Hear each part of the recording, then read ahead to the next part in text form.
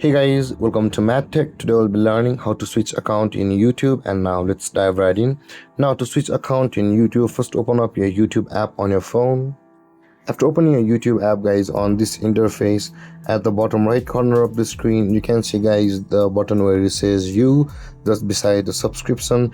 Now in order to switch your account on YouTube, tap on the you button at the bottom right corner of the screen first, and you'll land on this interface where you can see the switch account button available for us over here.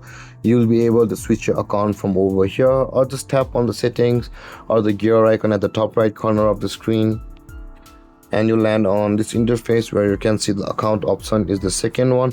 Tap on the account and this kind of interface will appear. Now in order to switch your account, tap on the account which you want to switch to, and then you will be switched to that account momentarily on YouTube.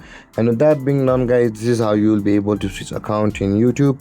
And if you have any confusions or questions regarding the topic, feel free to comment in the comment section below, and don't forget to like, subscribe and hit that bell icon for more videos. Thank you for watching, guys. Peace.